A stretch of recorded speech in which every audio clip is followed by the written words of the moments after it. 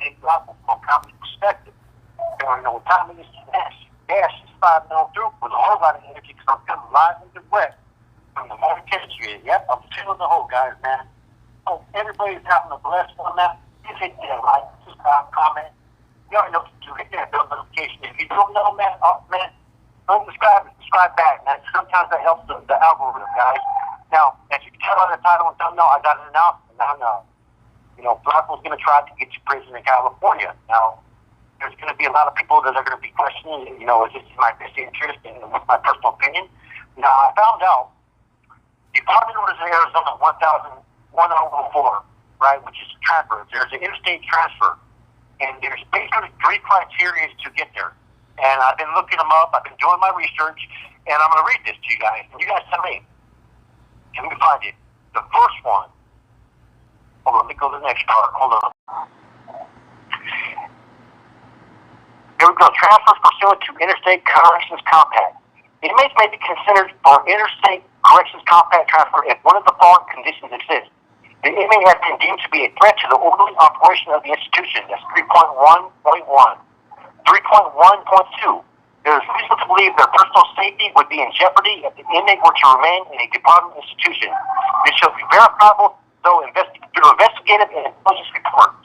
And the third one, there exist extenuating compassionate circumstances to indicate the transfer is in the best interest of an inmate. And at minimum, through written documentation, there is verified immediate family member and the requested state. Transfer of inmates as described in sections 3.1.1 and 3.1.2 shall have priority over compassionate transfers. So basically, as you guys can tell, man, I basically qualify for basically two of those situations, man.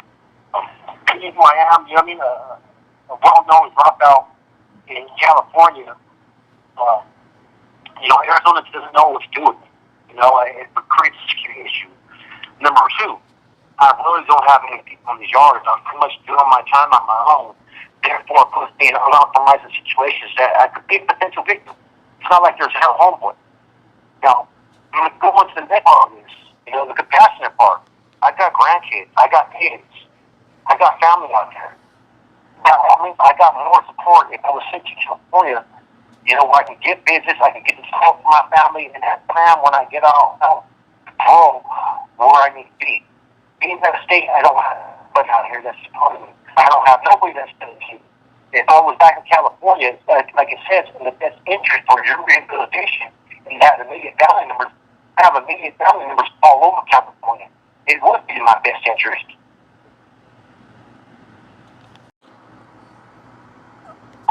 So, Star Media had asked me a question when I talked to them during Max about this. Will you have more problems in California? And to be honest with you, I really don't anticipate to have any different problems over there than I would over here. I think that there would be more people that I would personally know. I know there's a lot of SMI groups over there. Two fibers, Spring Letters, Zapatistas, Stragosa riders, independent riders. But to be honest with you, I've never done anything to disrespect anybody in those groups. So I really don't think that any of them would have any type of issue with me coming out to the yard because I've never tried to slander. It doesn't mean that I don't support or am I against any of their causes or movements. I've said that, whether you're GP or you're SNY, I'm not against or for any of these groups. I'm just, people are doing what they're going to do. A few individuals maybe will have issues, but that's on them. That's whatever they bring to the table. That's on them. And first of all, you got to remember too. Just because I will be trying to get transport does not mean that it's really going to happen. It's very difficult. But I think because of my situation back home, and that California can really deal with my housing needs probably better than Arizona, but Arizona doesn't know what to do with it. And that there's more people that are like me in my situation back home. I could be on the yard maybe with some of the people that I know that I've known for years. And therefore, regardless of what side of the fence you're on, you don't forget about that carnalismo unity and stuff that you used to have back in the day that which you represented. There's almost like a common ground, a common bond, because you're part of that past lifestyle, that it would be easier for me as opposed to being out here and not knowing anything, not being part of any of these groups and just existing. Even the few Northerners that I have met, some from Arizona, some from California, they don't really move how we move back home, and they kind of adjust and adapt to how life is in the Department of Corrections in Arizona. So I think for me, it may be in my best interest because not just that, man, but family too, man. Those are all going to be the prime factors. Is I want to be able to have business every week. I want to be able to see my kids. You know, I don't want to have to see them once a year. What type of rehabilitation does that have? Any type of incentive? If I'm here and I'm not getting anything that's going to help me out, it's a no-brainer. You know, but at the end of the day, just because I'm talking about it, just because I'm going to account for it, does not mean that it's even going to happen. You know, I do hope that makes sense. But as I read those rules, that's part of Department Order 104, the Department of Corrections in Arizona. There's a possibility. There's a list, and whether they approve or accept you, there has to be extenuating circumstances. And I think that my case, there's extenuating circumstances that maybe it'll happen, maybe it won't. You know, like I said, it's all a process of seeing what will happen. But I do like how Instar asked me, do you have problems if you go back home? Well, they're not going to put me on no GPR. We already know that. You know, saying more likely they put me on S and Y yard, probably one that's less active than others. You know, you got a lot of dudes that are out there on those yards that have been out there on those yards for a long time. And regardless if you're on the S and Y or you're on an ICR here or PCR here, or it doesn't matter.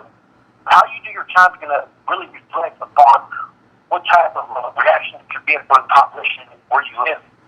You know, and if I'm back, you know, in California, like I said, I've never ever disrespected any of those particular groups on the S and Y side. You know, really on the GP side. Does it mean I support their movements? I don't support, nor do I stand against.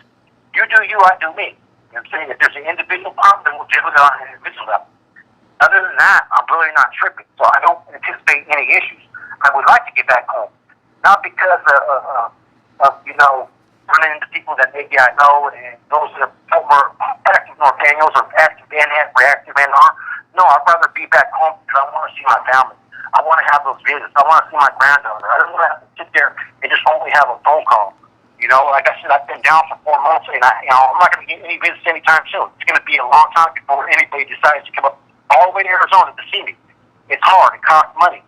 So there's a lot of circumstances I think could get me back. Do I want to go back? Hell yeah, I want to go back. I'd rather keep my time in California than Arizona. You know, like I said, I've already seen that. You know, they're years behind the advancements that California has been able to win in their victories in the court. They're starting to get a lot of progress back here, but they're still far behind. You know what I'm saying? And it all comes down to me feeling comfortable. And I'm not going to lie to you guys. It's really hard to be the only one, you know what I'm saying, pass, you know what I'm saying, on these yards and not have anybody that I have any type of common relationship with in the past, any past pizza history, or anybody I can relate to. There's nobody. You know what I'm saying? It's hard to be fucking, you know, ex-active North Daniel, ex-active NR, ex-active NF, and be in the state of Arizona and trying to find common ground with other enemies to where you feel comfortable because nobody's going to get where I come from. They're not going to understand the militancy, the discipline, the regiment, you know what I'm saying, do the things that we do. And I still do all those things, even though I'm not one of the standings. I don't try to pretend like I'm some active dude. I'm just a dude doing time. But I still hold on to everything that I was ever taught while doing time because all those teachings, they helped me survive for years in the system, and they're still helping me survive. So it's a catch-22 situation, man. I do hope that it goes through. Once I start to file the paperwork, it's probably going to take a couple of years.